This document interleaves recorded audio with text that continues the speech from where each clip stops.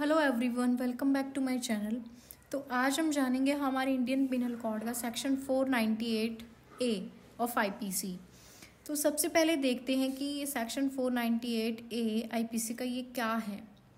ये सेक्शन बताता है कि जो विमेन है उसका पति या उसके पति का कोई रिलेटिव उसके ऊपर किसी भी तरह का क्रुएल्टी करता है या फिर उसको फोर्स करता है तो ये क्रुएल्टी करने वाले को जेल हो सकती है, जिसकी टर्म 3 साल तक की हो सकती है और फाइन भी हो सकता है इस केस में।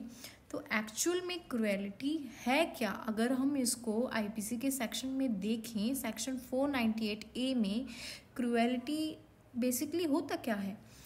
तो फर्स्ट ए पॉइंट है, वो क्या कहता है, any wilful conduct which is of such a nature as is likely to drive the woman to commit suicide, to cause grave injury or danger to life, limb or health, mental or physical of the woman।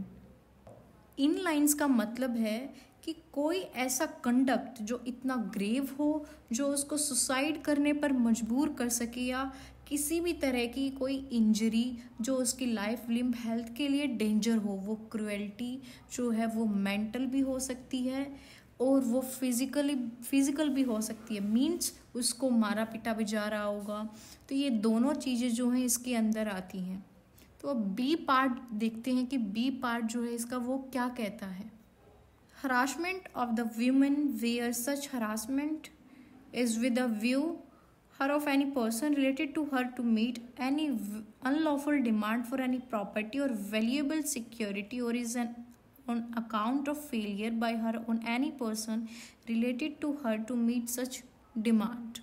तो ये line जो है इनका मतलब है कि उसको harass करना या उसके रिलेटिव्स को हरास करना, क्योंकि एक अनलॉफुल डिमांड कोई प्रॉपर्टी की या वैल्यूएबल सिक्योरिटी की होती है, उसको पूरा करवाने के लिए हरास करना, और अगर वो फेल हो जाती है इन डिमांड्स को पूरा करने में तो उसको हरास करना। तो वो एक क्रुएलिटी है हमारे इंडियन पिनल कोड के सेक्शन 498 ए में।